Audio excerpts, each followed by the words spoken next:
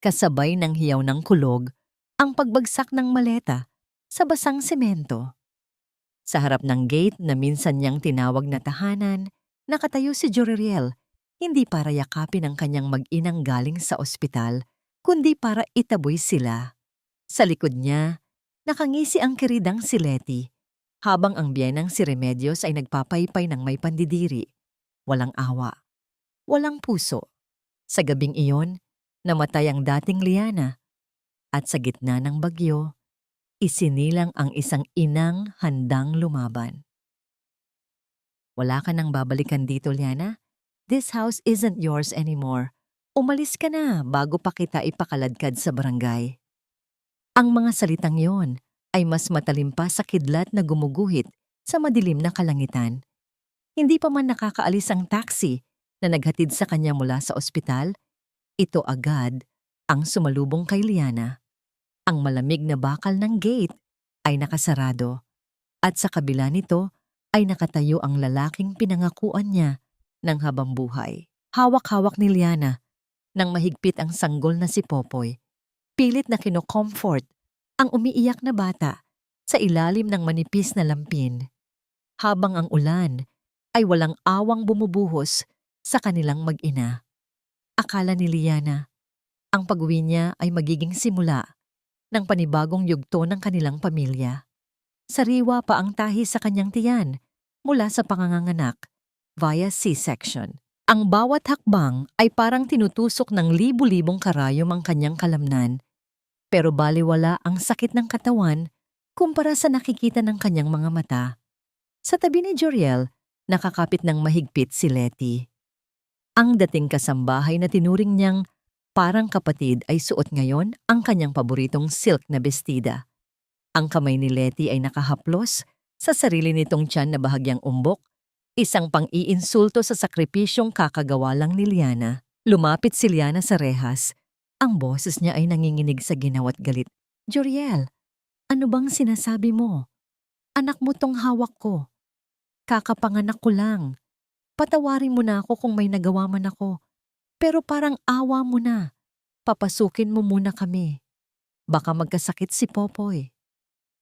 Ngunit sa halip na awa, isang matapobreng tawa ang narinig niya mula sa veranda. Lumabas si Doña Remedios, ang kanyang biyenan, habang may hawak na rosaryo sa isang kamay at pamaypay sa kabila. Tiningnan siya nito mula ulo hanggang paa na para bang isa siyang basurang inaanod ng baha. Huwag mo ngang gamitin ang bata para paikutin ang anak ko. Mataray na sigaw ni Remedios na ang boses ay nangingibabaw sa ingay ng ulan. You are bad luck, Liana. Mula nang pumasok ka sa pamilyang ito, puro kamalasan na ang dala mo.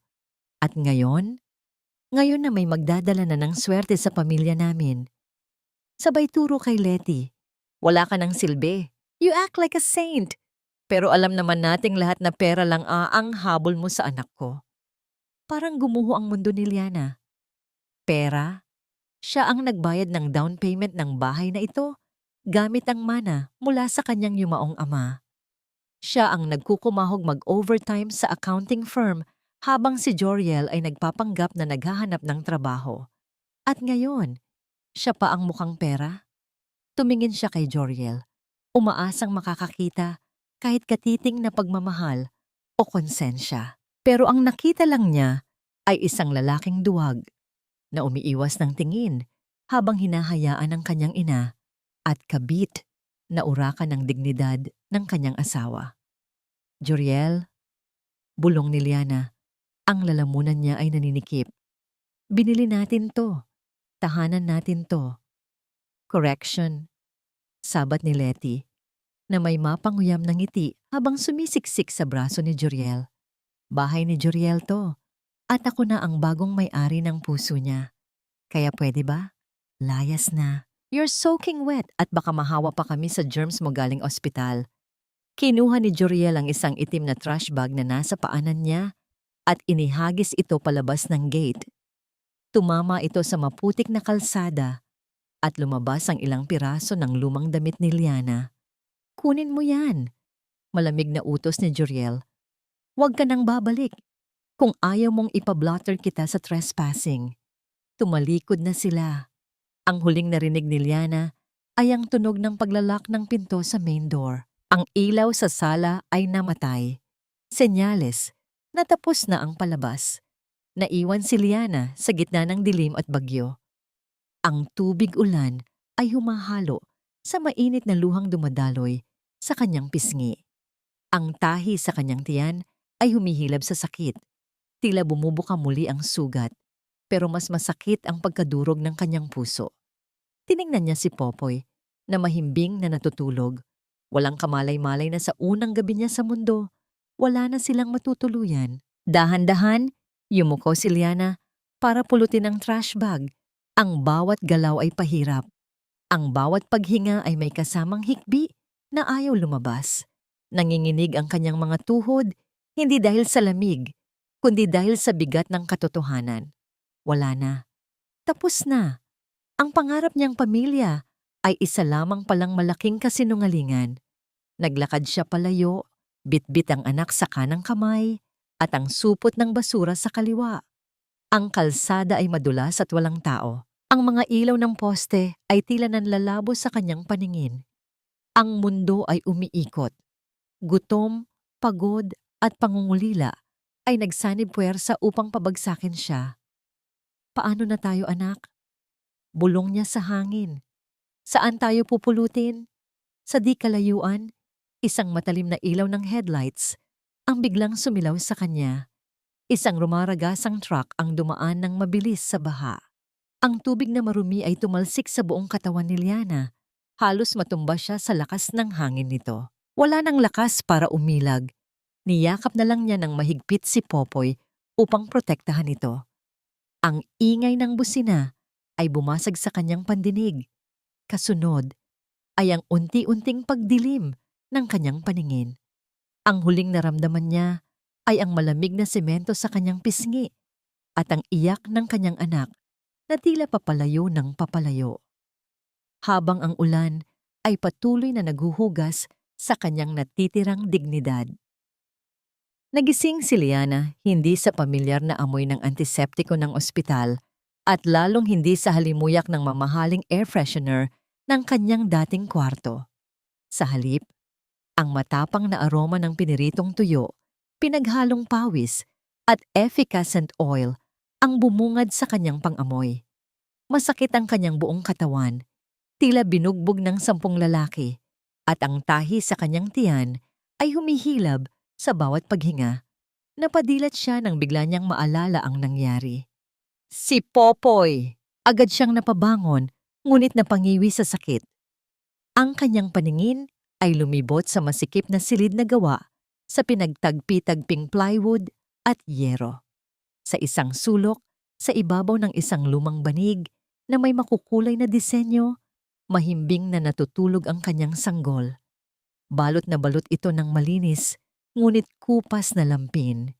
Isang babaeng may malaking pangangatawan at nakasuot ng duster na floral ang pumasok mula sa kurtinang nagsisilbing pinto.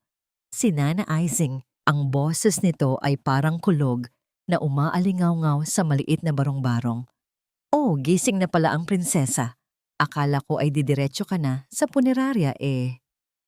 Bungad ni Nana Ising habang may bitbit na isang palanggana ng mainit na tubig. Kahit na matigas ang pananalita, maingat niyang ibinaba ang palanggana sa tabi ng higaan ni Liana. Nana Ising, garalgal ang boses ni Liana. Tuyot ang lalamunan. Nasaan ako? Nasa mansyon ko, saan pa ba? Sarkastikong sagot ng matanda sabay tawa ng malakas, dahilan upang umalog ang kanyang mga bilbil. Nakita kitang nakahandusay sa kanto kagabi, parang basang sisiw. Kung hindi pa kita namukhaan, baka naisipan na kitang ibenta sa mga nagre-recycle ng basura. Napahawak si Liana sa kanyang noo. Naalala niya ang truck, ang tubig ulan, at ang pagkawala ng malay. Si Nana Ising, ang tindera ng isda sa palengke na tinulungan niyang ayusin ang tax declaration noon nang walang bayad, ang sumagip sa kanya. Ang babaeng madalas niyang makitang nakikipag-away sa mga supplier dahil sa presyo ng galunggong, ay siya palang may pusong mag-uwi ng isang estranghero. Salamat po. Tumulo ang luha ni Liana. Wala na akong ibang mapupuntahan. Hep hep! Walang yakan dito. Bawal ang drama sa umaga. Malas yan sa negosyo. Saway ni Nana Ising, pero inabutan niya si Liana ng isang mainit na tuwalya. Magpunas ka muna. Ang baho mo na.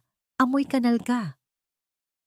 Habang pinupunasan ni Liana ang kanyang mukha, bigla niyang naalala ang kanyang pitaka. Agad niyang kinapa ang bulsa ng suot niyang basahan. Damit pala ni Nana Ising na ipinasuot sa kanya. Yung gamit ko po?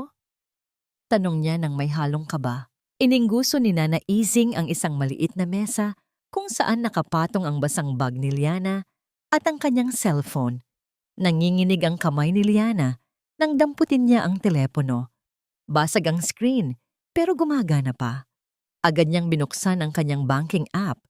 Isang malamig na pakiramdam ang gumapang mula sa kanyang batok pababa sa kanyang gulugod. Account balance, 0.00 piso. Sinubukan niya ang isa pang bangko. Error. Invalid account. Napatulala si Liana. Ang savings niya para sa kolehiyo ng anak, ang emergency fund, pati ang joint account nila ni Joriel. Lahat simot. Ginawa ito ni Joriel habang nasa ospital siya. Planado. Lahat ay planado. Hindi lang siya pinalayas. Ninakawan siya ng kinabukasan. Mukhang masama ang balita Puna ni Nana Ising habang naglalagay ng lugaw sa isang mangkok. Hulaan ko, yung walang hiyang asawa mo at yung haliparot na babae ang may gawa niyan? Tumangulang si Liana, hindi makapagsalita sa sobrang panlulumo. Ang dating CPA na tinitingala sa opisina, ngayon ay nakasuot ng duster ng tindera ng isda, walang pera, at nakikitira sa squatters area. Ang hiya ay parang lason na kumakain sa kanyang sistema. Lumapit si Nana Ising at padabog na inilapag ang mangkok ng lugaw at isang baso ng gatas sa harap niya. Kain, utos nito. Wala po akong ganang kumain. Tanggi ni Liana, isang matalim na tingin ang ipinukol sa kanya ni Nana Ising. Sino may sabing para sa'yo yan? Para yan sa bata. Paano ka magpapasuso kung wala kang laman sa tiyan? Gusto mong magutom ang anak mo dahil lang sa pride mo? Natigilan si Liana. Tama si Nana Ising. Kinuha niya ang kutsara, nanginginig ang kamay, at isinubo ang mainit na lugaw. Walang lasa, walang sahog, pero ito ang pinakamasarap na pagkaing natikman niya sa tanang buhay niya dahil ito ay galing sa tunay na malasakit. Habang kumakain siya, nagsimulang maghiwa ng sibuyas si Nana Ising sa kabilang dulo ng kwarto. Alam mo, Ineng, kwento ni Nana Ising, ang tono ay naging seryoso bigla. Yung biyenan mong si Remedios, suki niyan sa sugalan sa kabilang bayan. Daming utang niyan dito sa palengke. Balita ko, kaya ka pinalayas ay dahil kailangan nilang ibenta yung bahay para bayaran ang mga inutangan niya sa sabungan. Nabitawan ni Liana ang kutsara. Ang tunog ng metal na tumama sa mangkok ay bumasag sa katahimikan. Ibenta. Pero, akin ang bahay na yon. Bulong niya. Sa papel. Baka sayo. Sagot ni Nana Ising. Pero sa kalsada, ang batas ay kung sino ang mas mautak at mas makapalang muka. At sa tingin ko, tinalo ka na nila sa round isa. Hindi pa nakakasagot si Liana nang biglang umilaw ang basag na screen ng kanyang cellphone. Isang mensahe mula sa hindi kilalang numero ang pumasok. Dahan-dahan niyang binuksan ito. Bumilis ang tibok ng kanyang puso. Ito ay isang larawan. Sa loob ng master's bedroom, sa mismong kama kung saan niya pinangarap na bubuo sila ng pamilya. Nakahiga si Joriel at Letty. May hawak silang tig-isang baso ng wine at sa background ay makikita ang mga maleta ni Liana na nakatambak sa gilid na parang basura. Ang caption sa ibaba ay maikli pero sapat na para durugin ang natitirang pag-asa sa puso ni Liana. Cheers to new beginnings! Salamat sa donasyon mong bahay. Nabitawan ni Liana ang cellphone. Hindi siya sumigaw. Hindi siya nagwala. Pero sa loob ng kanyang mga mata, May isang bagay na namatay at may isang bagay na mas mapanganib ang nabuhay. Ang dating Liana na mapagbigay ay naglaho na kasama ng singaw ng lugaw.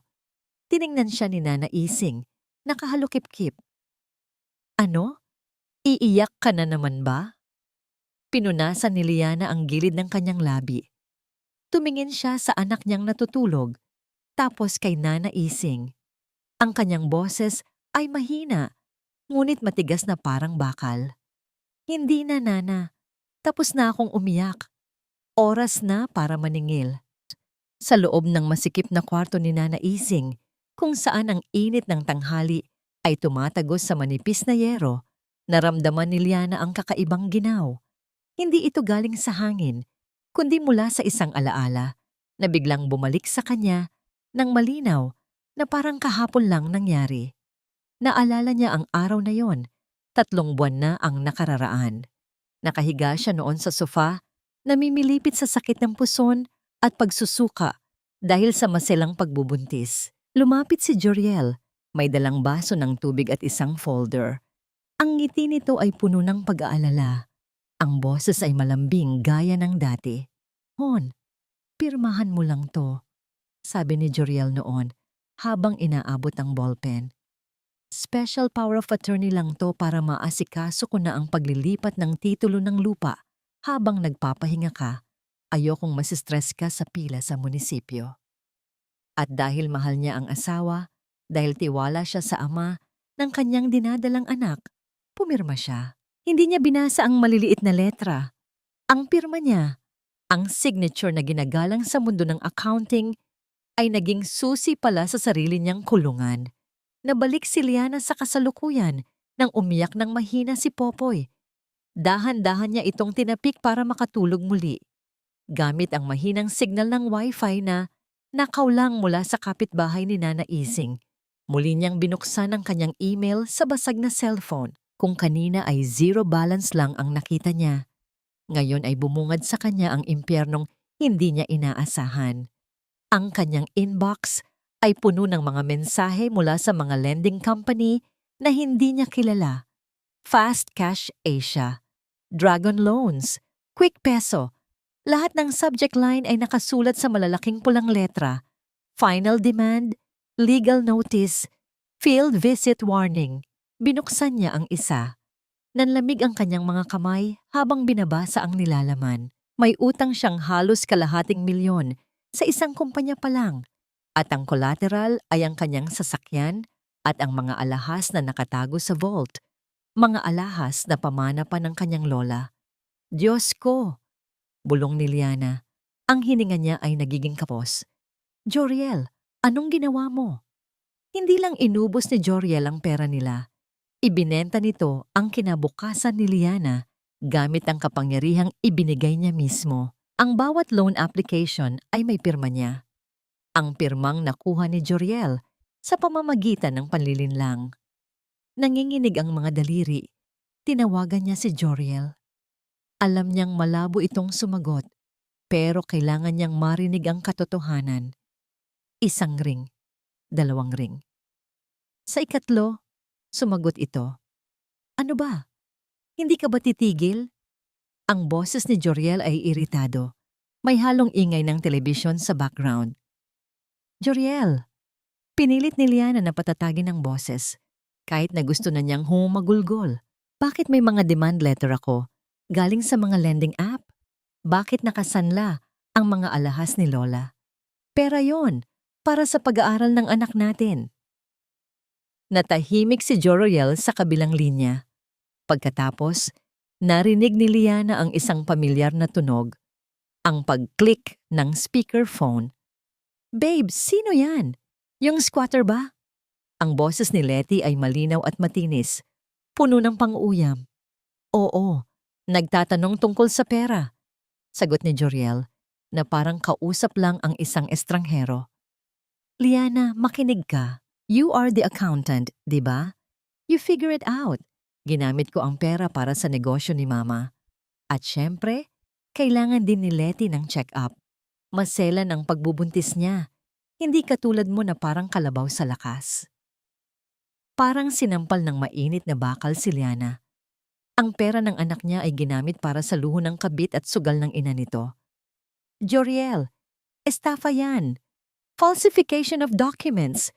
Pwede kitang ipakulong. Sigaw ni Liana. Nakalimutan na niya sandali na may natutulog na sanggol. Tumawa lang si Joriel. Isang tawang walang bahid ng takot. Ipakulong? Paano? Ikaw ang pumirma. Sa'yo nakapangalan lahat, Liana. Ikaw ang may utang. Ako? Ako lang ang nag-abot ng papeles. Good luck sa pagbabayad. Huwag ka nang tatawag dito.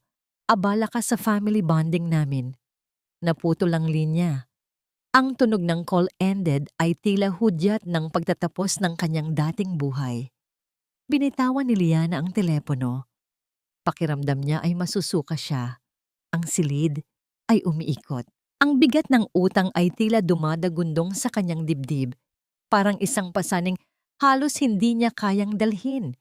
Siya, na isang CPA na sanay mag-ayos ng mga problema sa pananalapi ng ibang kumpanya, ay ngayon nahaharap sa utang na hindi naman siya ang gumastos. Napatingin siya sa maliit na salamin na nakasabit sa dingding na gawa sa plywood. Ang nakita niya ay isang babaeng payat at maputla. May maitim na bilog sa ilalim ng mga mata at buhok na magulo. Ang dating matatag na babae ay tila pagod na pagod. Isang taong dinaanan ng napakaraming pagsubok. Sa ilalim ng salamin, nakita niya ang isang lumang lipstick ni Nana Ising. Mumurahin, kulay pula na parang dugo, at halos paubos na. Dahan-dahan, kinuha ito ni Liana. Tinitigan niya ang sarili sa salamin. Ang mga luhang nagbabadyang tumulo ay pinigilan niya. Huminga siya ng malalim. Pikit matang inalala ang mukha ng anak niyang si Popoy. Kapag mahina siya, mamamatay sila sa gutom. Kapag biktima siya, mananalo sila, Joriel. Itinapat niya ang lipstick sa kanyang labi. Ang kulay pula ay gumuhit sa kanyang maputlang balat. Isang pahid, dalawang pahid. Nang imulat niya ang kanyang mga mata, hindi na ang dating Liana ang nakatingin pabalik. Ang pulang labi ay tila isang maskara ng digmaan.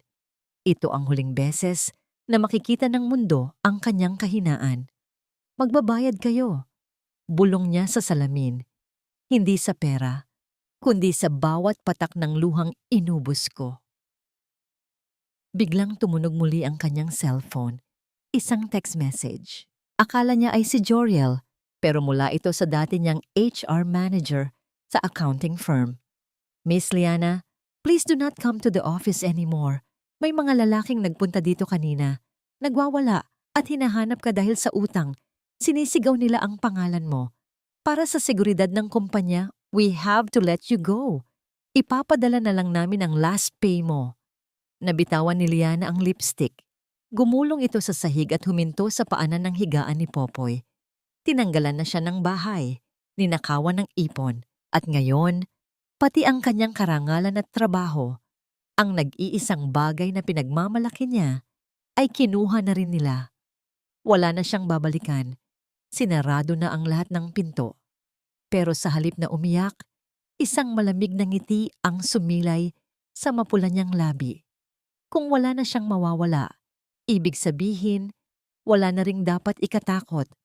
Ang babaeng walang mawawala ang pinakamapanganib na kalaban. Ang palengke ay may sariling ritmo, isang magulo, ngunit buhay na musika na binubuo ng sigawan ng mga tindero, tawa ng mga namimili, at lagaslas ng tubig sa mga timba. Dati, si Liana ay isa lamang sa mga naglalakad ng mabilis dito, nakatakong, at ayaw madumihan ang laylayan ng pantalon.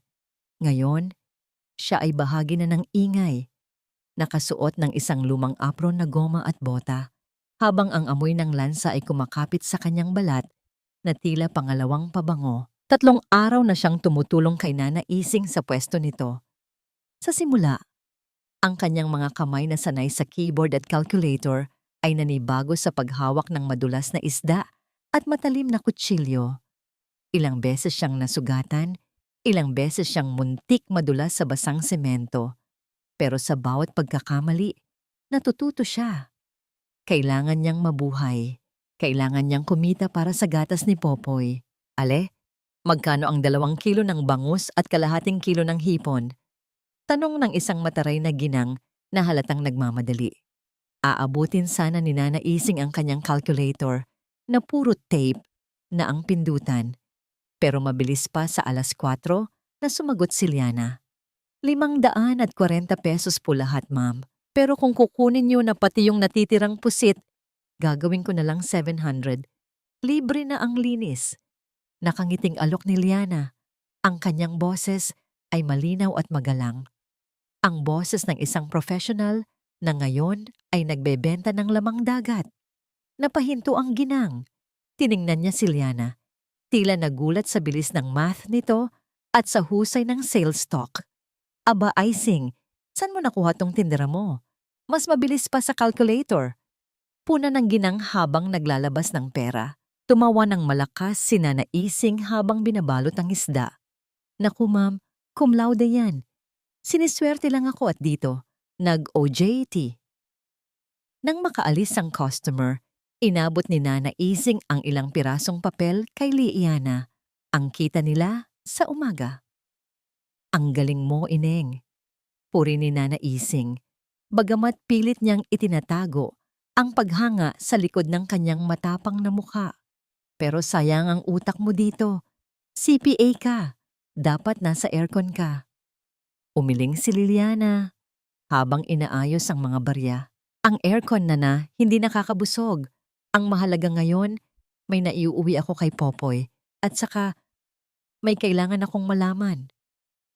Nang sumapit ang tanghali at humina ang dagsa ng tao, nagtipon-tipon ang mga tindera sa pwesto ni Aling Susan, ang nagbebenta ng gulay sa tapat.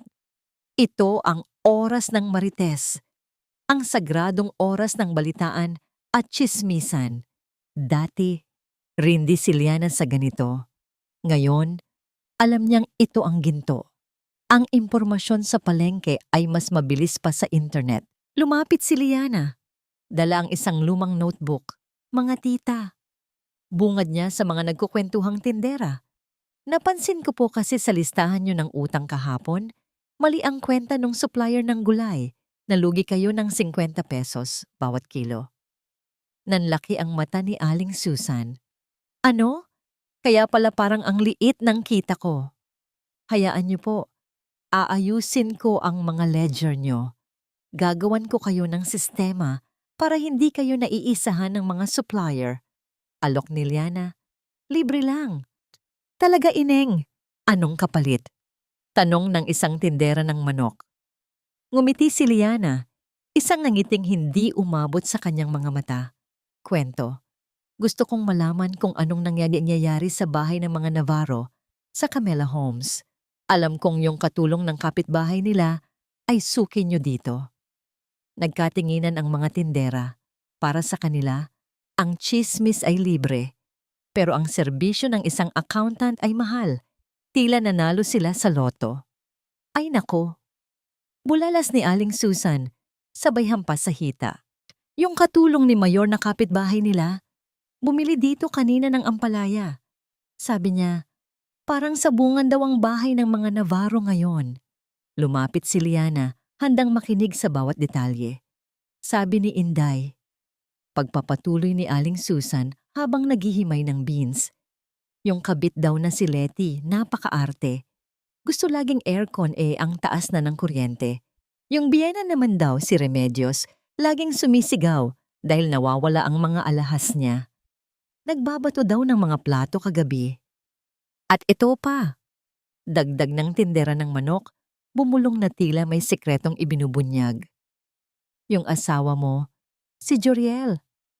Madalas daw makitang umiinom sa may terrace tulala. Tapos si Letty, may ka-text lagi sa gabi kapag tulog na si Joriel. Minsan daw, may sumusundong itim na kotse kay Letty kapag wala ang mga Navarro. Napakuyom ang kamao ni Liana sa ilalim ng mesa. So, nagsisimula na silang magkagulo.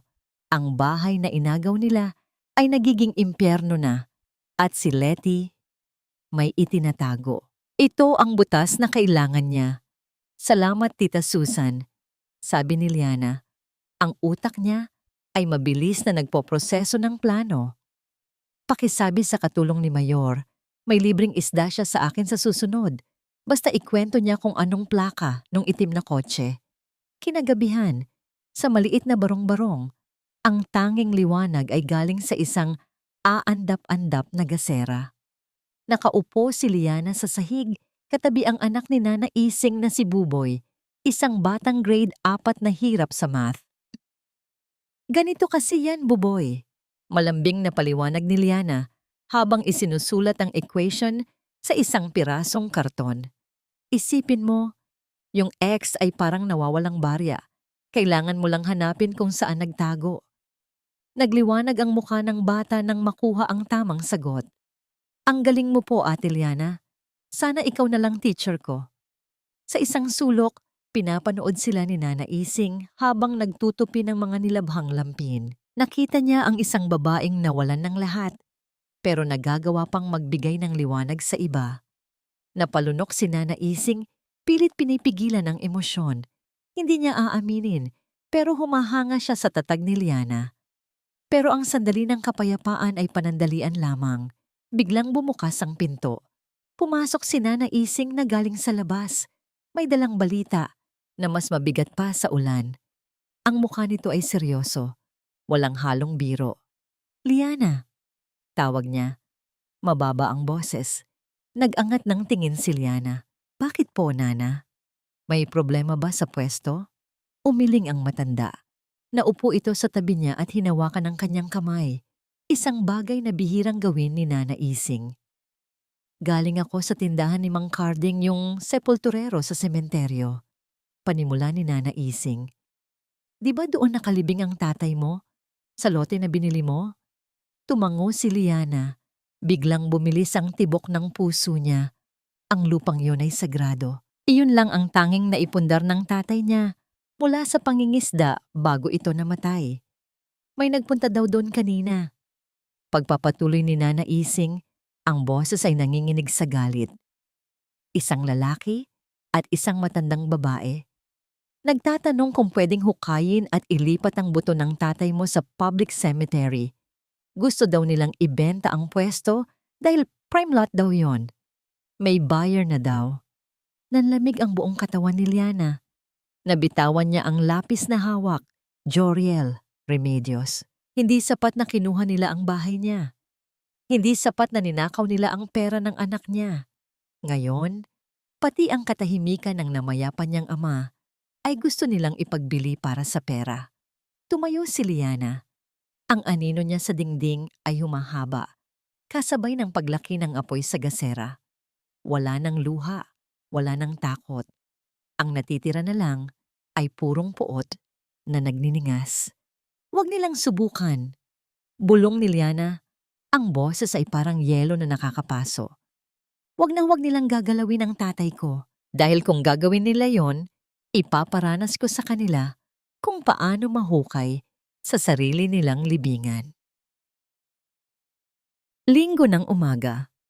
Ang buong subdivision ay balot ng katahimikan, tanging ang tunog ng mga ibon at ang malalayong kampana ng simbahan ang maririnig. Ito ang oras na pinakahihintay ni Liana. Alam niyang banal-banalan ang pamilya Navarro. Hinding-hindi sila liliban sa misa. Lalo na ngayon na kailangan nilang magpanggap na blessed ang kanilang pamilya sa harap ng mga kapitbahay. Nakasuot ng itim na jacket at sombrero si Liana, nakatayo sa likod ng malaking puno ng mangga sa tapat ng kanilang gate. Pinanood niya ang pag-alis ng pamilyar na SUV. Nakita niya si Remedios na nakasuot ng bestidang kulay cream, habang si Joriel ay nagmamaneho ng nakasimangot. Si Letty naman ay wala sa sasakyan. Marahil ay naiwan dahil masama ang pakiramdam o tinatamad. Ito na ang pagkakataon. Dumaan si Liana sa likod bahay. Ang susi na itinago niya sa ilalim ng paso ng gumamela ay nandoon pa rin. Nanginig ang kanyang kamay nang ipasok niya ito sa seradura ng dirty kitchen. Ang pagpihit ng susi ay tila napakaingay sa kanyang pandinig. Bawat galaw ay puno ng takot na baka may makakita. Bumukas ang pinto. Ang amoy ng bahay ay nagbago na. Wala na ang amoy ng lavender na paborito niya. Napalitan ito ng matapang na amoy ng murang pabango at sigarilyo. Ang mga muebles na pinag-ipunan niya ay may mga gasgas na. At ang sahig ay hindi na kasing kintab ng dati. Agad siyang dumiretso sa kwarto ni Remedios. Ang misyon niya ay malinaw. Hanapin ang pulang kwaderno. Alam ni Liana ang ugali ng biyenan niya. Hindi ito nagtitiwala sa bangko. Lahat ng listahan ng utang sa sugal at transaction sa illegal lending ay nakasulat sa isang lumang notebook na laging bitbit nito. Kung mahahanap niya iyon, hawak niya ang leeg ng matanda. At kung hawak niya ang leeg ng matanda, mapipigilan niya ang pagbenta sa puntod ng kanyang ama. Hinalughog niya ang aparador. Wala. Tiningnan niya sa ilalim ng kutsyon. Wala. Napadako ang tingin niya sa isang lata ng biskwit na nakapatong sa ibabaw ng cabinet. Alam niya ang ugali ng mga matatanda. Ginamit niya ang isang upuan para abutin ito. Mabigat ang lata. Nang buksan niya ito, hindi biskwit ang laman, kundi mga resibo ng pagsasanla at ang pulang kwaderno. Napangiti si Liana ng mapait. Gatsa ang bulong niya. Binuklat niya ito. Puno ng mga numero. Juweteng. Sabong. 5 hanggang 6 kay Bombay. At sa huling pahina, nakasulat ang pangalan ng isang buyer ng lupa. Ang lupa sa sementeryo kung saan nakalibing ang tatay niya. Ang petsa ng bentahan ay bukas na. Buti na lang at kumilos siya agad. Akmang aalis na sana siya nang biglang makarinig siya ng tunog ng sasakyan na pumarada sa garahe. Hindi ito ang SUV ni Joriel. Iba ang tunog ng makina nito. Mas luma, mas maingay. Nanlaki ang mga mata ni Liana. May tao. Narinig niya ang pagbukas ng main door at ang boses ng isang babae, si Letty. At may kasama itong lalaki. Bilisan mo, babe. Nasa simbahan pa ang mga tanga. May 1 oras pa tayo. Bungis-ngis ni Letty. Napako si Liana sa kinatatayuan niya. Nasa pasilyo na sila. Hindi siya makakalabas sa dirty kitchen dahil makikita siya mula sa sala. Ang tanging matataguan niya ay ang kwartong pinakamalapit. Ang dati nilang master bedroom. Dahan-dahan ngunit mabilis, pumasok si Liana sa kwarto. Ang kwartong dati ay santuwaryo niya at ni Joriel. Ngayon, ang mga pader ay tila sumisikip sa kanya. Ang kama ay magulo. May mga bote ng alak sa sahig. Narinig niya ang mga yapak na papalapit sa pinto. Wala ng oras. Binuksan niya ang malaking built-in closet at sumiksik sa pinakasulok sa likod ng mga nakahang na damit. Ang dilim sa loob ng cabinet ay nakakasakal. Ang amoy ng mothballs at luma ay sumukob sa kanya. Bumukas ang pinto ng kwarto. Sigurado ka bang hindi uuwi si Joriel? Tanong ng isang lalaking boses, malalim at garalgal. Oo nga, kulit mo. Sagot ni Letty. Takot lang nun kay Mama Remedios. Sunod-sunuran yon. Alam mo naman, kailangan ko lang tiisin ang bahong yon hanggang sa makuha ko ang titulo ng bahay. Natakpan ni Liana ang kanyang bibig gamit ang 2 kamay. Ang puso niya ay kumakalabog sa kanyang dibdib na parang tambol. Takot na baka marinig ito sa labas. Eh paano tong bata? Tanong ng lalaki. Di swerte. Tumawa si Letty, isang tawang nakakakilabot. Ang akala ng buong pamilya Navarro, dugong bughaw ang dinadala ko. Hindi nila alam. Anak to ng driver ng truck. Nanlamig si Liana. Ang anak na ipinalit sa anak niya ay hindi naman pala kadugo ni Joriel. Ang karma ay nasa loob na ng bahay, nagpapahinga sa sinapupunan ng kerida. Habang nakikinig, may naramdaman ang kamay ni Liana sa dilim. Isang tela na pamilyarang yari. Dahan-dahan niyang kinapa. Lace, satin, mga butil ng perlas. Ito ang kanyang wedding gown.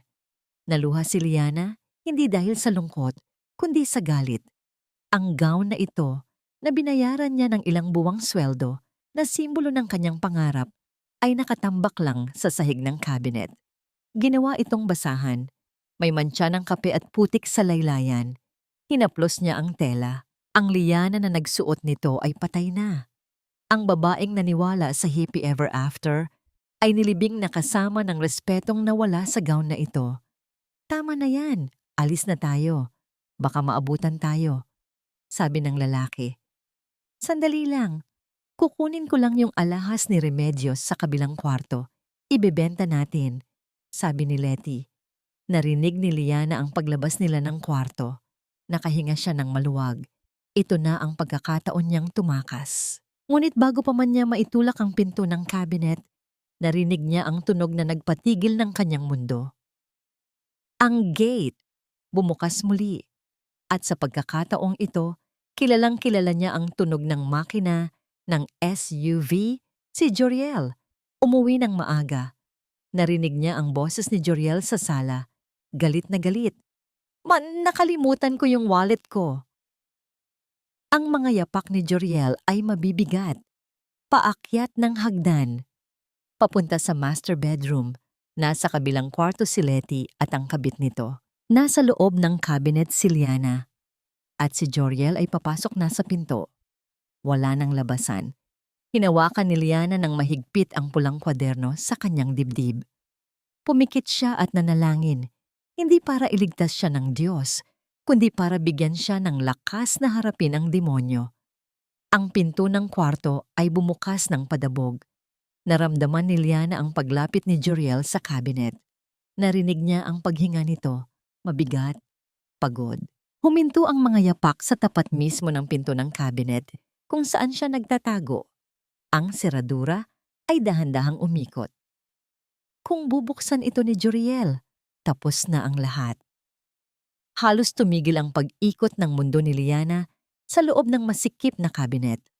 Ang seradura ng pinto ay dahan-dahang gumalaw, kasabay ng mabigat na paghinga ni Joriel sa kabilang panig. 1 pulgada na lang at magkikita na silang muli, hindi bilang mag-asawa, kundi bilang isang magnanakaw at isang biktima. Hinawakan ni Liana ng mahigpit ang pulang kwaderno sa kanyang dibdib. Handa nang sumigaw o lumaban kung sakaling bumukas ang pinto. Ngunit biglang nabasag ang katahimikan ng bahay. Mula sa kabilang kwarto, ang kwarto kung saan naroon si Letty. At ang kabit nito ay may narinig na malakas na kalabog. Tila may nabasag na mamahaling plorera. Napahinto si Joriel. Ang kamay niya sa seradura ay natigilan. Sino yan? Sigaw ni Joriel. Ang boses ay puno ng hinala. Ma? Letty? Agad na binitawan ni Joriel ang pinto ng cabinet at mabilis na tumakbo palabas ng kwarto patungo sa pinanggalingan ng ingay. Narinig ni Liana ang yabag ng mga paa nito na papalayo. Ito na ang kanyang pagkakataon. Hindi na nag-aksaya ng panahon si Liana. Dahan-dahan niyang itinulak ang pinto ng cabinet. Mabilis ngunit tahimik, parang pusa siyang gumapang palabas. Ang bintana sa master's bedroom ay nakabukas ng bahagya para sa bentilasyon. Mabuti na lang at may trellis ng mga baging ng bougainvillea sa labas na pwede niyang apakan pababa sa dirty kitchen. Habang bumababa siya, narinig niya ang sigawan sa loob. Anong ginagawa mo dito? At sino tong lalaking to? Bulyaw ni Joriel. Wala to, babe.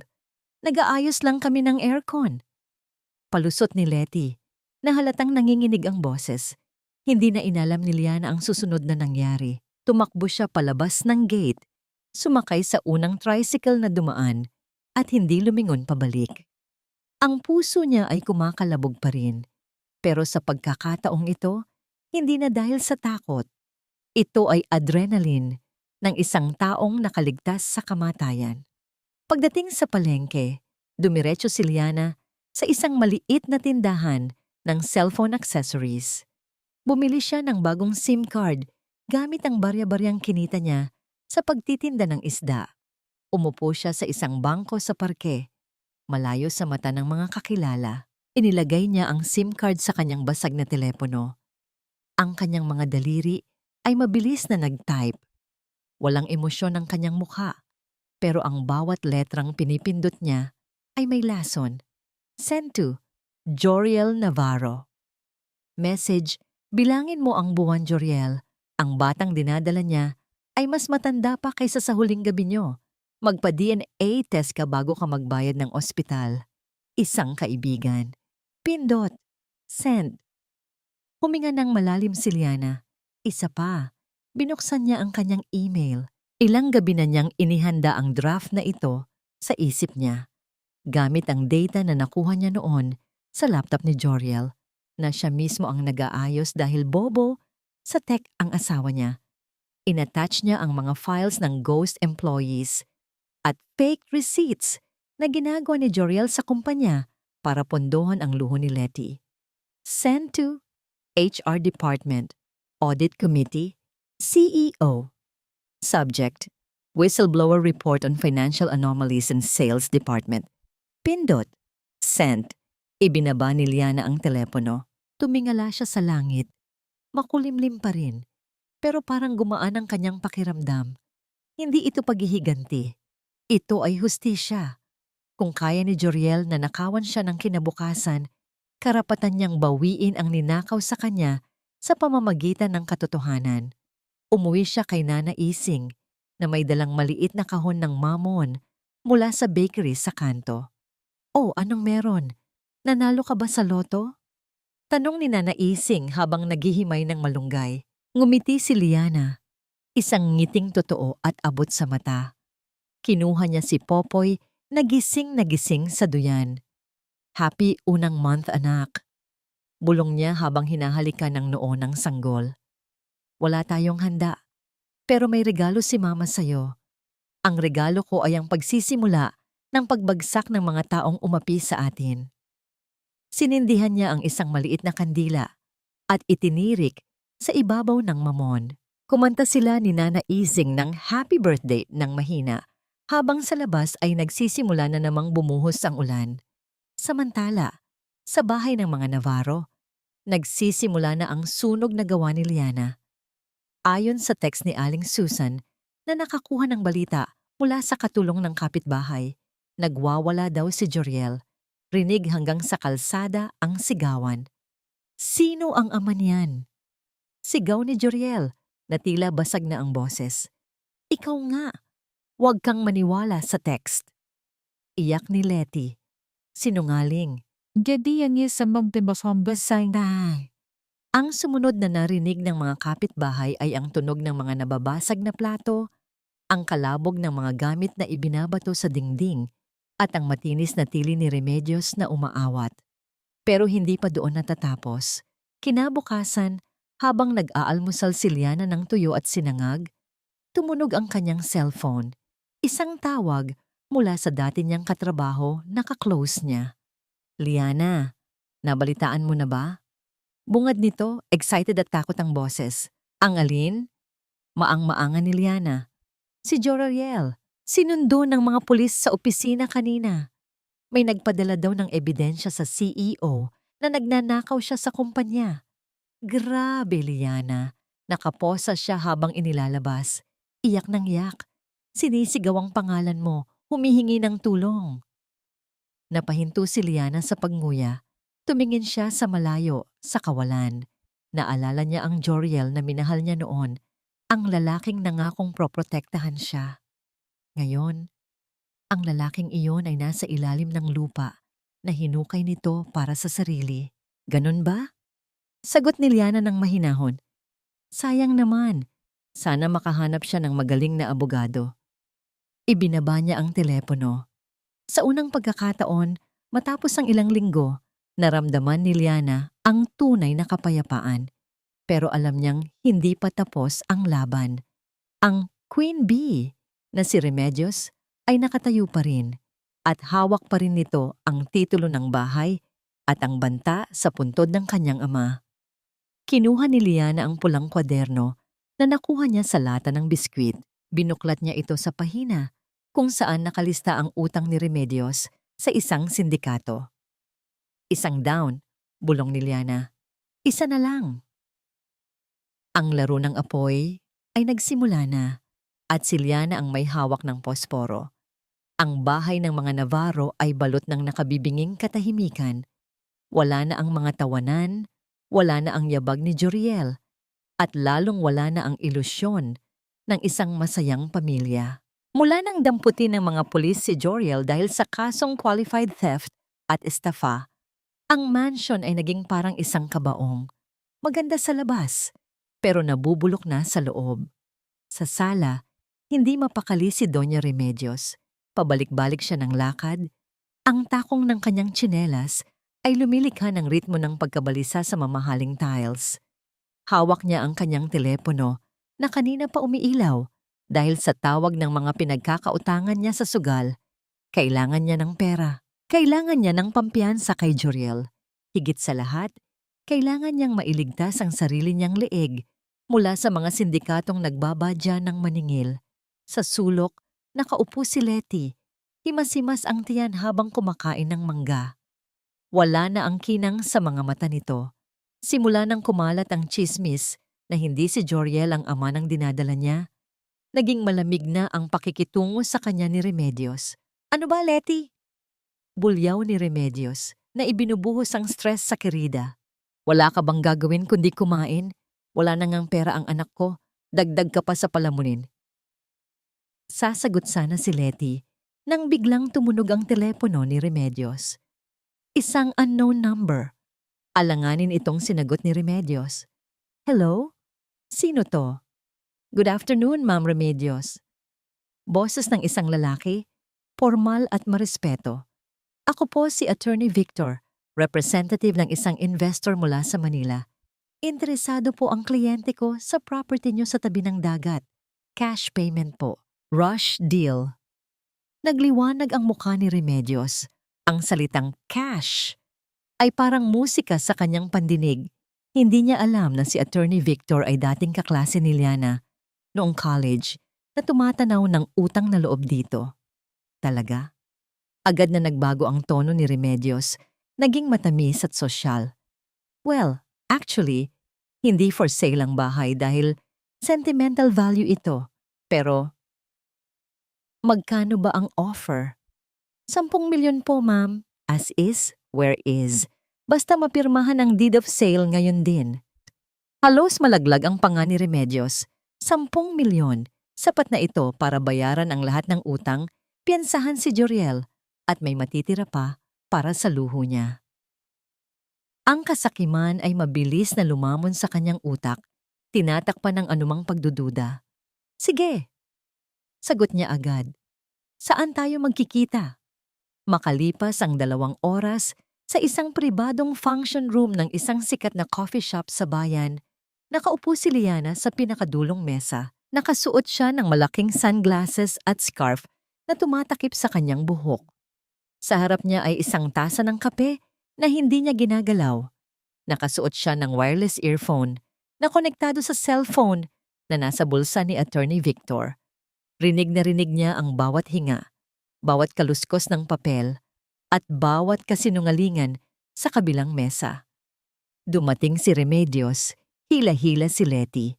Nakasuot ang matanda ng kanyang pinakamagarang bestida at mga alahas na hindi pa naisasangla. Pilit itong nagpapanggap na donya, pero ang nanginginig nitong mga kamay ay nagtratraidor sa kanya.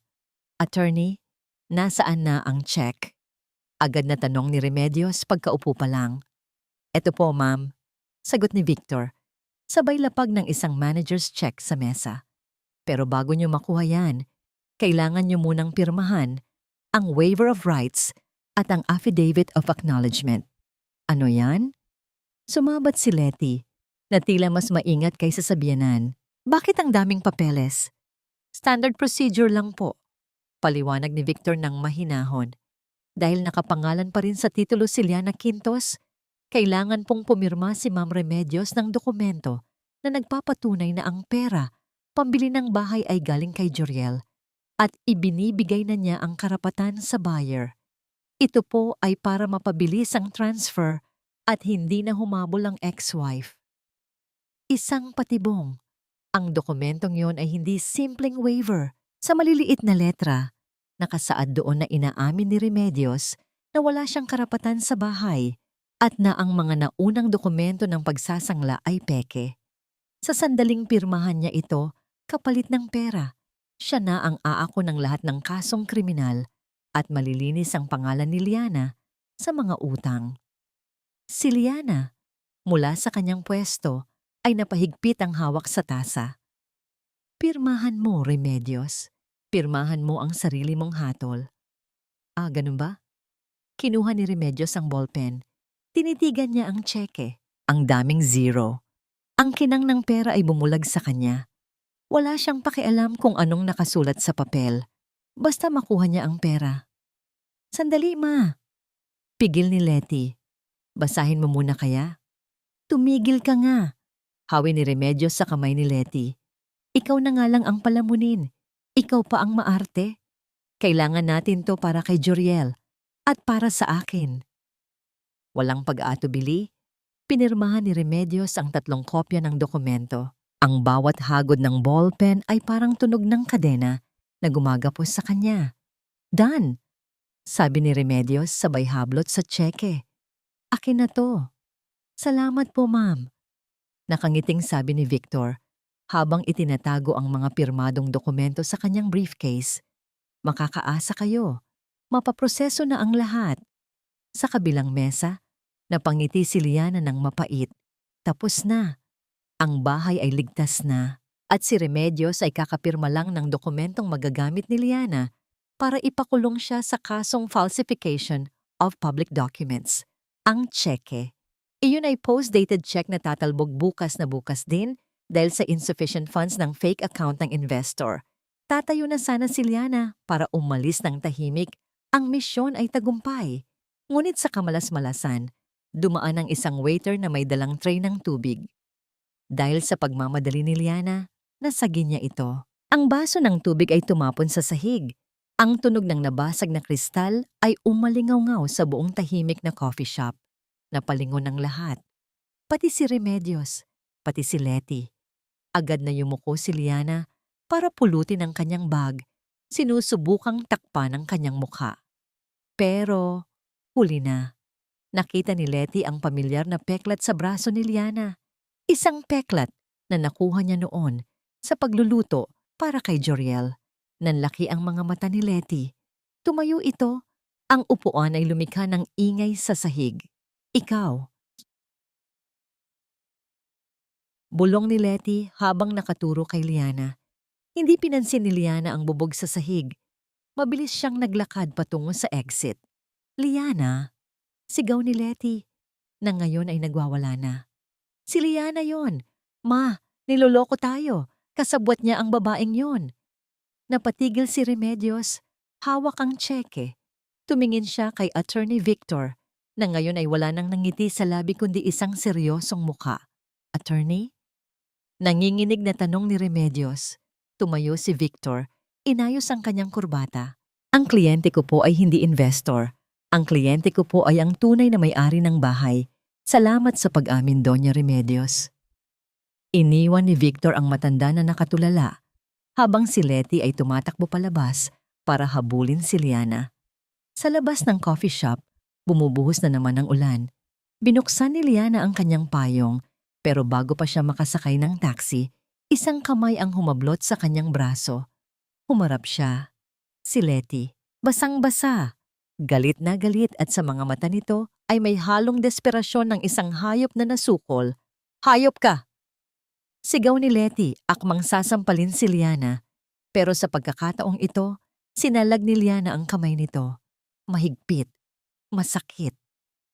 Huwag mo akong madadaan sa dahas, Letty. Malamig na sabi ni Liana habang dahan-dahang binitawan ang kamay ng Querida na parang diring-diri siya. Tapos na ang pagiging martir ko. Umuwi ka na lang at ipaliwanag mo sa biyenan mo kung bakit tumalbog ang tseke bukas. Or better yet, ipaliwanag mo kay Joriel kung bakit hindi kanya ang batang nasa tiyan mo. Iniwan ni Liana si Letty na nakatayo sa ulan, tulala at nanginginig, habang ang taxi ay dahan-dahang lumalayo sa kaguluhan.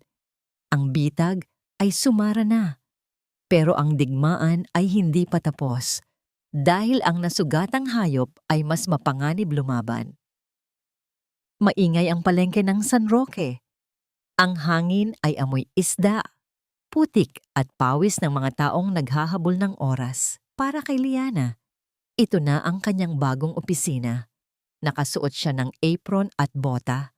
Ang kanyang mga kamay na dati humahawak ng mamahaling ballpen ay ngayon ni naglilinis ng bituka ng bangus.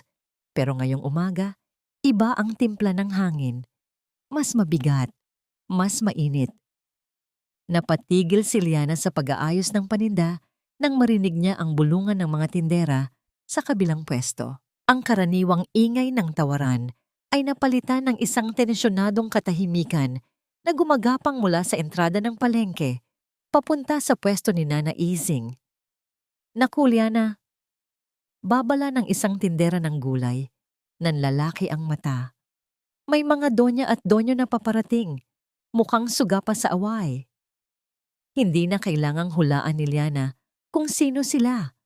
Mula sa gitna ng masikip na pasilyo, naglalakad si Remedios, Joriel at Letty. Para silang mga alien sa planetang ito. Si Remedios ay nakatakip ng panyo sa ilong dahil sa baho, habang si Letty ay nakakapit kay Joriel na mukhang hindi pa natutulog ng ilang araw.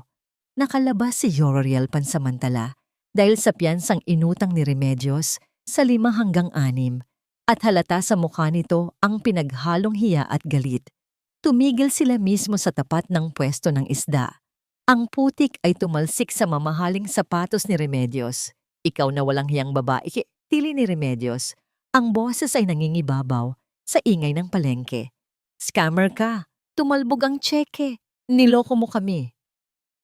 Dahan-dahang nagpunas ng kamay si Liana sa basahan. Hindi siya yumuko, hindi siya nagtago. Sinalubong niya ang tingin ng kanyang biyenan nang walang takot. Wala akong niloko, Remedios. Sagot ni Liana, kalmado ngunit matalim.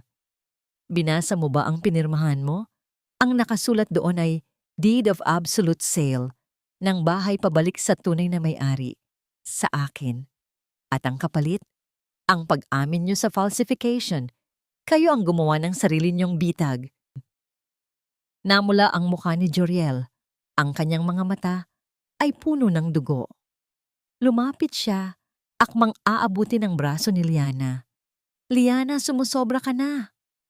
Sigaw ni Joriel, asawa mo pa rin ako. Bakit mo kami pinapahiya ng ganito? Ibalik mo ang titulo. Umatras si Liana ng bahagya. Inilalayo ang sarili sa dumi ng pagkatao ni Joriel. Asawa? Tumawa si Liana ng mapakla. Ang asawa hindi nagnanakaw. Ang asawa hindi nagpapapasok ng kabit sa pamamahay habang nasa ospital ang misis niya. At Joriel, bago ka magwala dito, tanungin mo muna yung katabi mo kung kanino talaga yung dinadala niya. Napatingin si Joriel kay Letty. Namutla si Letty, ang mga labi ay nanginginig. Babe, huwag kang maniwala sa kanya. Baliw yan. Tanggi ni Letty. Pero halata ang takot sa boses nito. Oh? Hamon ni Liana. Bakit hindi natin tawagan yung driver ng truck na madalas mong ka-text tuwing gabi? Yung may-ari ng number na nakasave sa pangalang pizza delivery sa phone mo. Ang mga usisero sa palengke ay nagbulungan. Hala, ibang serye to. Nawalan ng kontrol si Joriel. Sa sobrang pagkalito at galit, ibinaling niya ang sisi kay Liana. Para siyang hayop na nasukol, itinulak niya ng malakas si Liana. Dahil sa madulas na sahig, nawalan ng balanse si Liana. Bumagsak siya sa semento at tumama ang siko niya sa gilid ng timba. Aray! Daing ni Liana. Joriel! Sigaw ni Remedios pero huli na. Akmang susugudin pa sana ni Joriel, si Liana nang biglang may humarang na isang malaking anino. Si Nana Ising. Hawak-hawak ni Nana Ising ang isang malaking tabo na puno ng tubig na pinaghugasan ng isda. Maitim, malansa at puno ng kaliskis. Walang sabi-sabi, isinaboy ito ni Nana Ising sa mukha ni Joriel at Letty. Ang amoy ng lansa ay agad na kumalat. Napatili si Letty habang pinupunasan ng kanyang mukha. Si Joriel ay napatigil, basang-basa at amoy imburnal. Subukan mong hawakan ulit ang anak-anakan ko. Banta ni Nana Ising, hawak ngayon ang isang malaking bolo na panghiwa ng tuna. Ang talim nito ay kumikinang sa ilalim ng ilaw. Hihiwain kita na parang sashimi. Hindi lang si Nana Ising. Sa likod niya, tumayo si Aling Susan hawak ang walis tingting. Ang tindero ng karne ay lumabas hawak ang kanyang pangtadtad. Ang buong palengke, ang mga taong minamaliit nila Remedios, ay tumayo bilang pader sa pagitan ni Liana at ng mga Navarro. Umalis kayo dito. Sigaw ng mga tindera. Layuan niyo si Liana. Nanginig si Remedios sa takot at pandidiri. Hila-hila si Letty na nag-iinarte at si Joriel na tulala. Umatras sila. Ang kanilang classy na itsura ay nababalot na ngayon ng dumi at kahihiyan. Hindi pa tayo tapos, Liana. Sigaw ni Joriel bago tumalikod. Ang boses ay basag. Makikita mo. Nang makaalis ang sasakyan ng mga Navarro, agad na lumapit si Nana Ising kay Liana. Inalalayan niya itong tumayo. Ayos ka lang ba, Ineng? Tanong ni Nana Ising na biglang naging malambot ang boses. Tiningnan ni Liana ang gasgas sa kanyang siko. May dugo, pero hindi niya ito iniinda. Tumingin siya sa mga taong nagtanggol sa kanya. Dito, sa gitna ng baho at ingay, naramdaman niya ang proteksyon na hindi niya nakuha sa loob ng mansyon. Ayos lang ako, Nana. Salamat, sagot ni Liana. At sa pagkakataong ito, hindi na luha ng lungkot ang pumatak, kundi luha ng pasasalamat. Ngunit ang tagumpay ay panandalian lamang. Habang nililinis nila ang pwesto, may dumating na isang lalaking nakasuot ng uniforme ng korte. Sheriff, kayo po ba si Liana Quintos? Tanong nito. Ako nga po. Inabutan siya ng isang dokumento. Binasa ito ni Liana. Nanlamig ang kanyang buong katawan, mas malamig pa kaysa sa tubig na isinaboy kanina. Ito ay isang petition for full custody at temporary restraining order. Nakasulat sa petition na si Liana ay, walang kakayahang pinansyal, nakatira sa hindi ligtas na lugar, at may mental instability, kaya dapat ilipat ang pangangalaga kay Baby Popoy sa ama nito, kay Joriel. Napahigpit ang hawak ni Liana sa papel, hanggang sa malukot ito. Akala niya ay pera lang ang habol nila. Pero ngayon, ginagamit nila ang batas para kunin ang nag-iisang dahilan kung bakit siya lumalaban. Tumingin si Liana kay Nana Ising. Ang takot ay bumalik sa kanyang mga mata. Nana, gusto nilang kunin ang anak ko. Hinawakan ni Nana Ising ang balikat ni Liana. Pwes, dadaan muna sila sa ibabaw ng bangkay ko.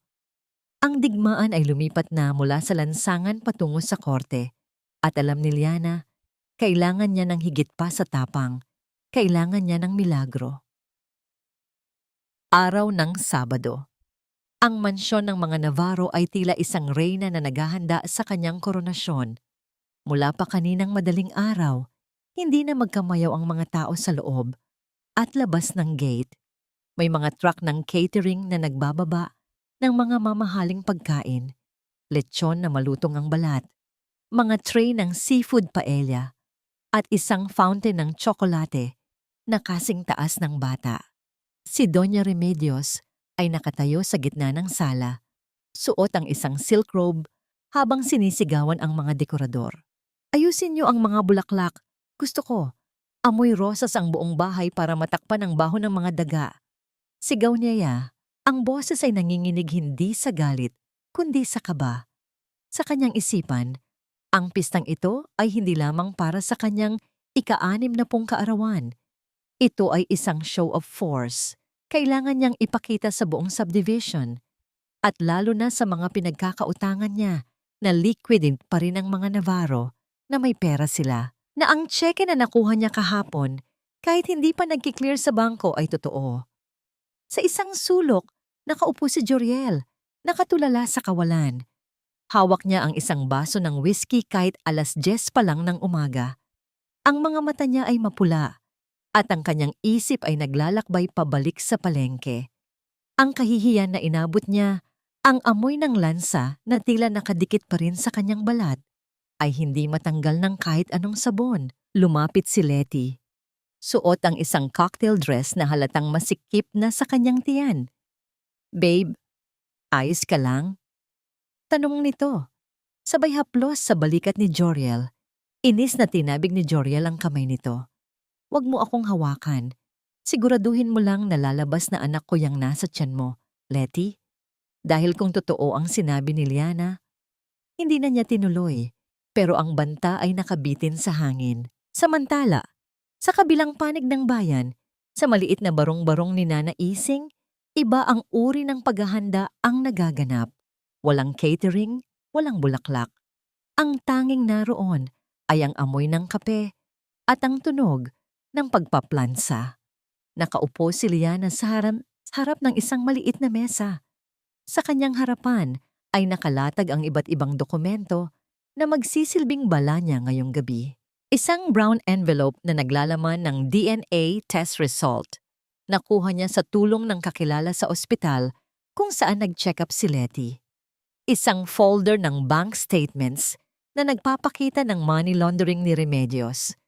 At ang pinakamabigat sa lahat, ang warrant of arrest na ipinalabas kaninang umaga lamang para kay Joriel dahil sa kasong estafa at ang subpoena para kay Remedios. Hinaplos ni Liana ang papel. Ito ang kanyang espada at kalasag. Lumapit si Nana Ising, dala ang isang hanger. Nakasabit doon ang isang long gown na kulay dugo. Pula, matapang, at agaw pansin.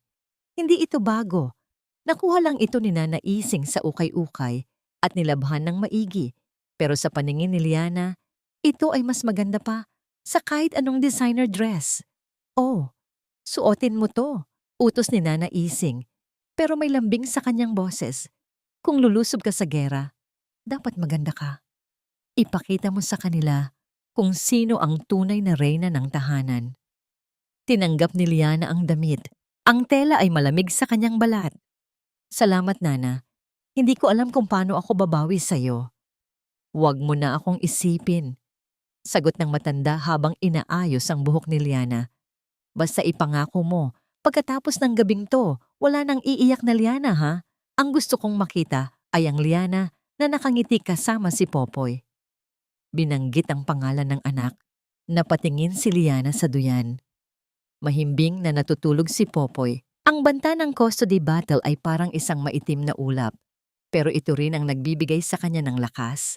Hindi niya hahayaang lumaki ang anak niya sa piling ng mga sinungaling. Pangako, Nana.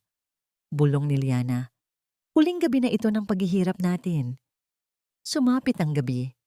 Ang mansyon ng mga Navarro ay nagniningning sa dami ng ilaw. Rinig hanggang sa kalsada ang tugtog ng live band at ang tawanan ng mga bisita, mga amigas milikas ni Remedios, mga business partners ni Joriel na hindi alam ang totoong nangyayari, at mga kapitbahay na nandoon lang para makikain at makichismis. Sa gitna ng entablado, nakatayo si Remedios. Hawak ang mikropono. Suot niya ang isang kumikinang na gown na tila pilit na itinatago ang kanyang edad at takot. Welcome everyone. Bati niya. Pilit ang nangiti. Salamat sa pagdalo sa aking ika-60 birthday. Alam niyo naman, ang pamilya Navarro ay laging blessed. Despite the challenges, we remain strong.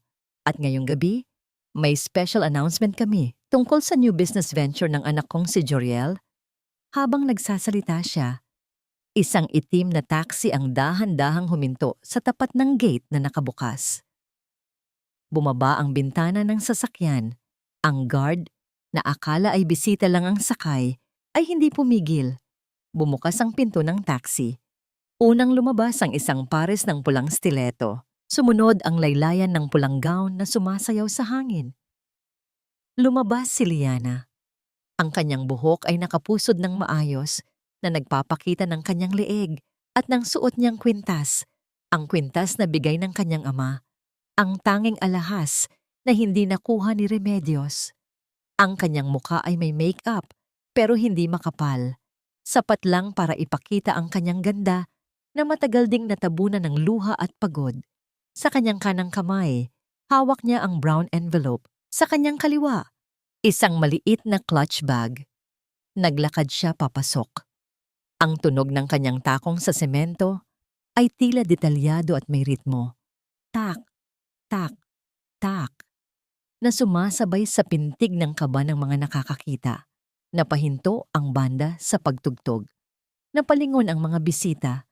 Napatigil si Remedios sa pagsasalita. Ang nangiti sa kanyang labi ay unti-unting napalitan ng gulat at takot. Nahulog ang hawak niyang wine glass ni Joriel. Napatayo si Letty mula sa kanyang upuan. Ang sakda ang multo na pinalayas nila sa ulan ay nagbalik. At ngayon, siya ay naglalagablab. Tumigil si Liana sa gitna ng garden, sa ilalim ng spotlight na sadya sanang para sa birthday celebrant. Tumingala siya kay Remedios na nasa entablado. Walang sinabi si Liana. Ngumiti lang siya. Isang ngiting nagsasabing, "Happy birthday, Mother. I brought gifts." Ang katahimikan sa paligid ay mas mabigat pa sa anumang sigawan. Ito ang katahimikan bago ang pagsabog. "Happy birthday, Mother. Akala niyo ba ay makakalimutan ko ang espesyal na gabing ito?" Ang boses ni Liliana ay hindi sumisigaw, pero ang talim nito ay bumasag sa bawat ingay ng tawanan sa garden ng mga Navarro. Sa gitna ng spotlight, ang kanyang pulang gown ay tila isang buhay na apoy na unti-unting lumalamon sa puting dekorasyon ng paligid. Ang bawat mata ng bisita ay nakatuon sa kanya, sa babaeng pinalayas na duguan at basahan, na ngayon ay nakatayo nang mas matayog pa sa celebrant. Nabitawan ni Remedios ang kanyang mikropono. Ang tunog ng pagtama nito sa sahig ay lumikha ng isang nakabibinging feedback sa mga speaker na tila isang hiyaw ng babala. Anong ginagawa mo dito? Pulubi ka?" Sigaw ni Remedios. Ang boses ay nanginginig sa galit at takot. "Security! Ilabas ang babaeng yan. Nanggugulo siya sa party ko." Ngunit walang security na lumapit. Ang mga tauhan ni Nana Ising na nagpanggap na catering staff ay nakaharang na sa mga pintuan. Dahan-dahang umakyat si Liana sa entablado.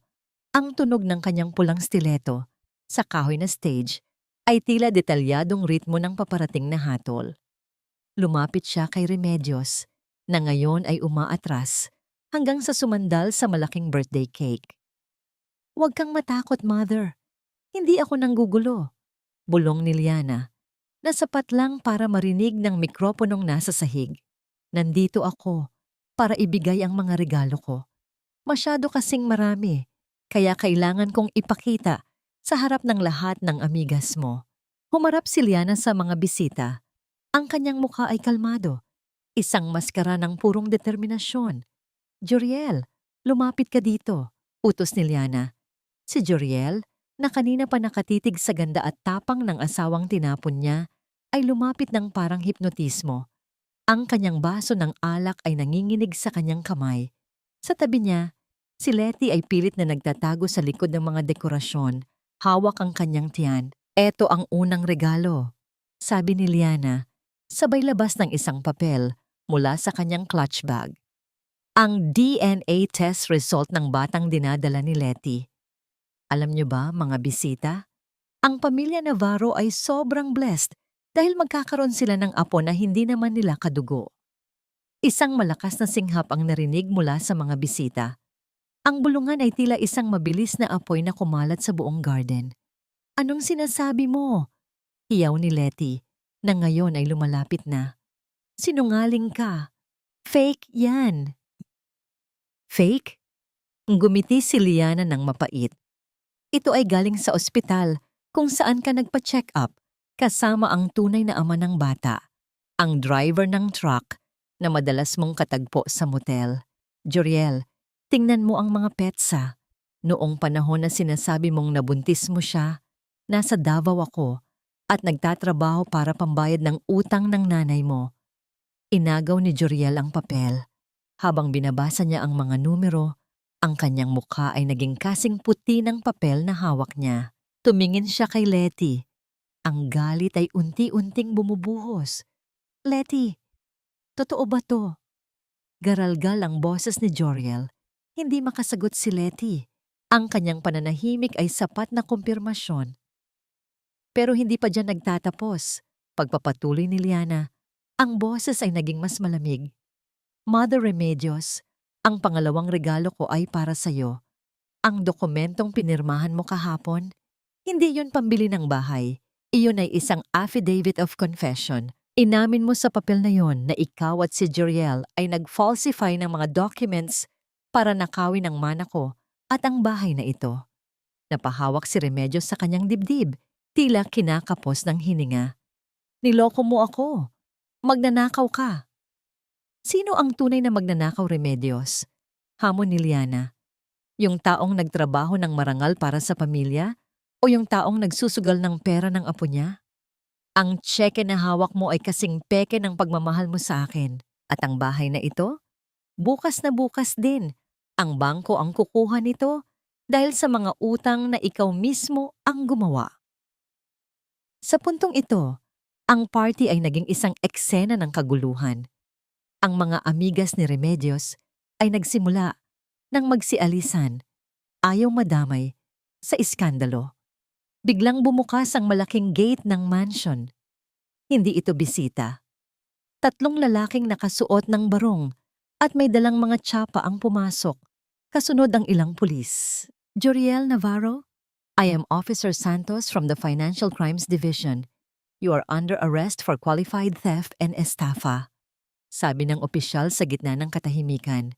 Ang tunog ng metal na posas na sumara sa mga kamay ni Jeriel ay tila hudyat ng katapusan. Napaluhod si Jeriel sa damuhan, umiiyak at tinatawag ang pangalan ni Liana. Liana, patawarin mo ako. Para sa anak natin, tulungan mo ako. Pagmamakaawa ni Jeriel. Lumapit si Liana sa kanyang asawa. Yumuko siya ng bahagya. Tinitigan ang lalaking minahal niya noon ng higit sa sarili niya. Ang anak natin, Jeriel, ay ligtas na, bulong ni Liana. At ang kapatawaran, hindi iyon ibinibigay sa mga taong hindi marunong magsisi. Ang hustisya ay hindi galit, Jeriel. Ito lang ang kabayaran sa lahat ng luhang inubos ko sa ilalim ng ulan. Tumingin si Liana kay Remedios, na ngayon ay nakaupo na sa sahig. Ang kanyang korona ng rosas ay nalaglag at nayurakan. Ang mansyon na pinaglaban niya ng may kasamaan ay naging isang kulungan ng kahihiyan. Happy birthday muli, Mother, huling sabi ni Liana. Tumalikod na si Liana. Ang kanyang pulang gown ay humahampas sa hangin habang naglalakad siya palabas ng gate. Hindi siya lumingon sa mga sigaw ni Letty na nakikipag-away na kay Remedios o sayak ni Jeriel na isinasakay sa patrol car. Sa labas ng gate, naghihintay si Nana Ising sa loob ng isang lumang jeep. Nakita ni Liana ang mukha ng kanyang anak na si Popoy. Nagising na at parang ngumingiti sa kanya. Kinuha ni Liana ang anak mula kay Nana Ising. Niyakap niya ito ng mahigpit, naramdaman ang init at amoy ng sanggol. Ang bigat sa kanyang dibdib na dala niya mula noong gabing pinalayas siya ay tuluyan ng naglaho. Ang huling sayaw ay tapos na at sa unang pagkakataon, si Liana ang nanguna sa hakbang patungo sa kanyang kalayaan. 3 buwan ang mabilis na lumipas.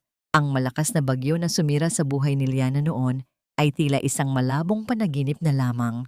Ngayon, ang sikat ng araw ay banayad na humahalik sa kanyang balat habang nakatayo siya sa harap ng isang mataas na pader na may mga rehas na bakal, ang piitan ng San Roque.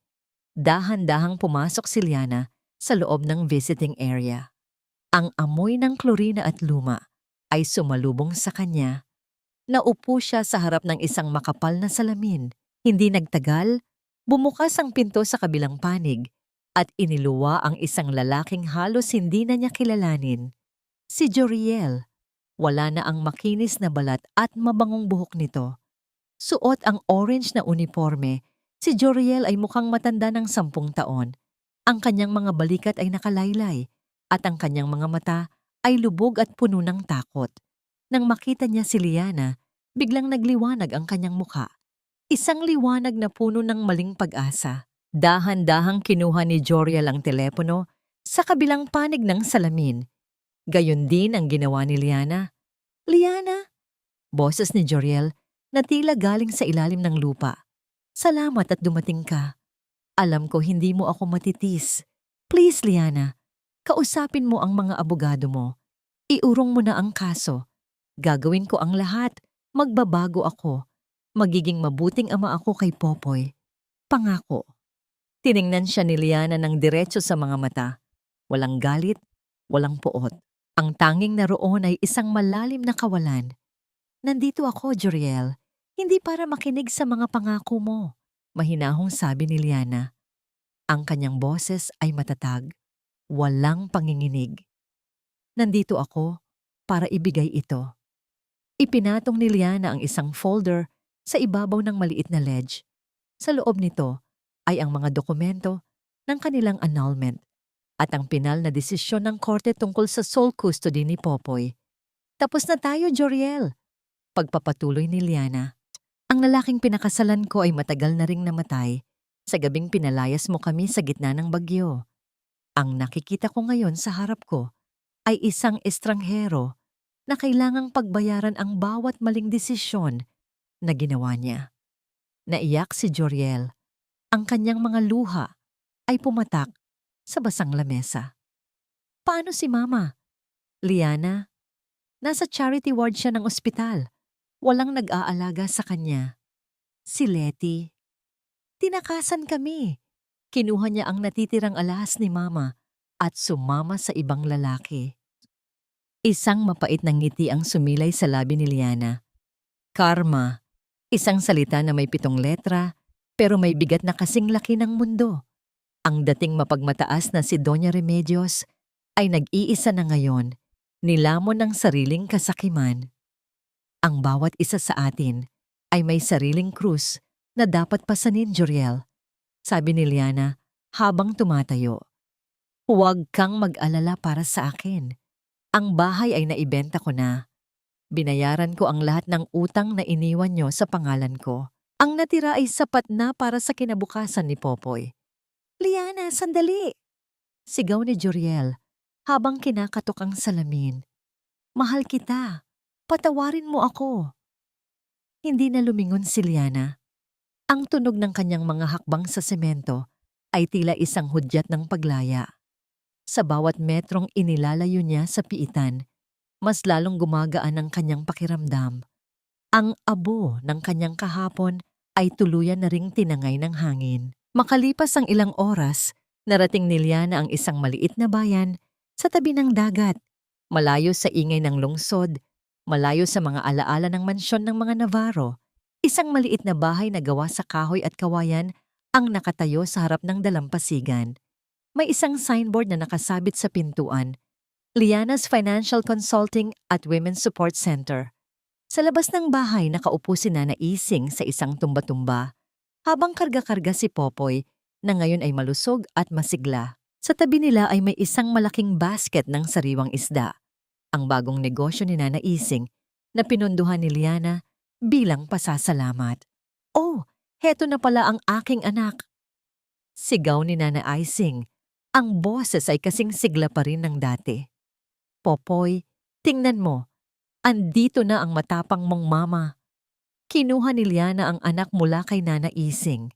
Ang amoy ng dagat at ang tawa ng kanyang sanggol ay sapat na para punan ang lahat ng sugat sa kanyang puso.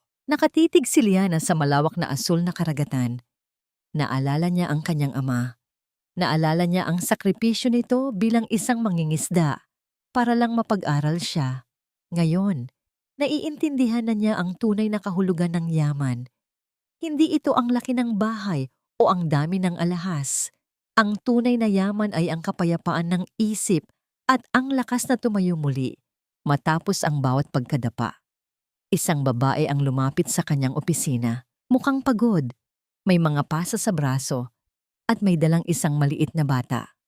Ang hitsura nito ay pamilyar kay Liana, isang salamin ng kanyang sarili noong gabing iyon sa ilalim ng ulan. Ngumiti si Liliana at iniabot ang kanyang kamay. Tuloy po kayo. Malambing na sabi ni Liana, huwag po kayong matakot. Tutulungan ko kayong bumangon. Sa hapong iyon, habang unti-unting lumulubog ang araw at nagkukulay kahelang langit, naramdaman ni Liana ang isang uri ng kaligayahan na hindi niya akalaing posible pa. Ang kanyang mga luha ay tuyo na at ang kanyang puso ay puno na ng pag-asa. Ang kwento ni Liana ay hindi nagtapos sa paghihiganti. Nagtapos ito sa pagtuklas ng sariling halaga. Dahil para sa isang babaeng marunong lumaban ng may talino at puso, ang bawat katapusan ay isa lamang magandang simula.